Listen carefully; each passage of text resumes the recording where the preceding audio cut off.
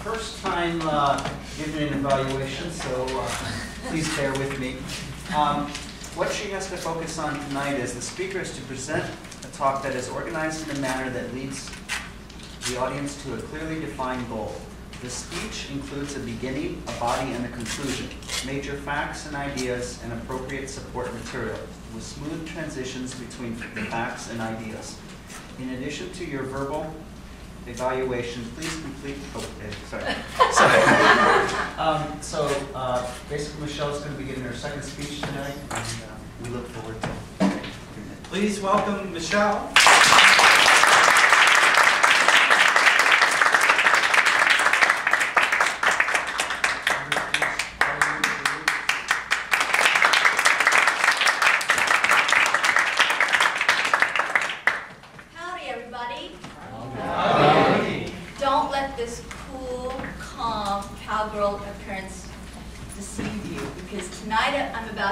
Something that I have yet to reveal to the public.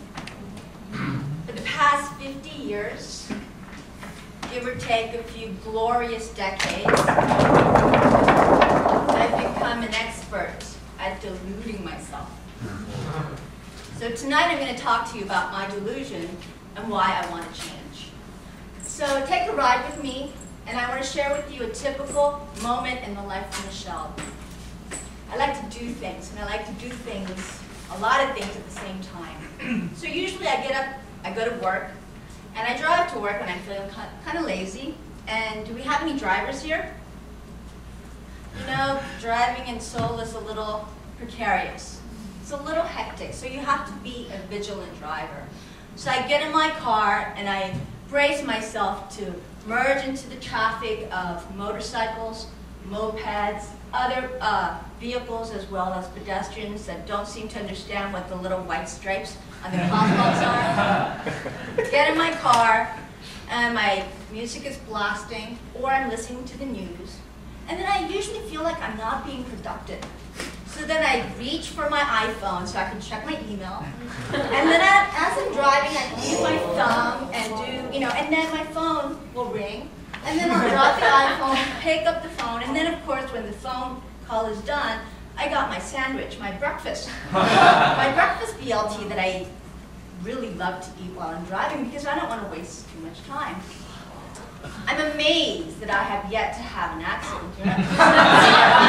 So far, I get to work all in one piece. Can anyone guess what my delusion is? You're indestructible. I wish, but no. My delusion is that all my life I've been taught to believe that multitasking makes us smart and efficient and productive. I see. And I'm here to tell you that I've perfected that delusion so much that I do it without thinking about it. So why is it bad for me? Well, first of all, there's several studies out there now within the past couple of decades that have come out and said when you multitask, when you do two things at once, our efficiency goes down, but also we get stupider. So when you do just two things at the same time, you're not doing it simultaneously. What you're doing is you're switching. You're doing this for 5 seconds, switching. So it's like, imagine reading 2 books at the same time. You read a paragraph here, and then another paragraph here. How complicated is that? And we think, human beings, we're the ultimate processor. But you know what? Delusional. We're not. And every time we do this with only 2 items, we have a 10-point decrease in our IQ. So that's the same effect as if you've ever pulled an all-nighter in college, which I've done many times. You get up the next morning and you're feeling kind of out of place. And the feeling you have is, if you can, take either your left hand and foot, or your right hand and foot. And what I want you to do is try to turn your right hand in one direction and your right foot in the other. And I guarantee you, you will feel completely out of sorts. And that's exactly what you're doing to yourself when you're multitasking. So going back to me in the car, not only am I trying to do 2, but I'm trying to shove in as much as possible because I've been taught and trained to believe that your success in life is how well you can multitask. Haven't we all been in a job interview where they ask you, so, describe to me your multitasking skills. And then you go off, you're like, oh yeah, you know, I can manage 20 projects, balance balls, and then I can take the group out for a team building concept. If you think that you are like me and you can do all that, just stop right now, because you have been so high on the cocaine of multitasking that you have no touch with reality. So in addition to making us stupid, there's another thing that has a very deleterious effect on us.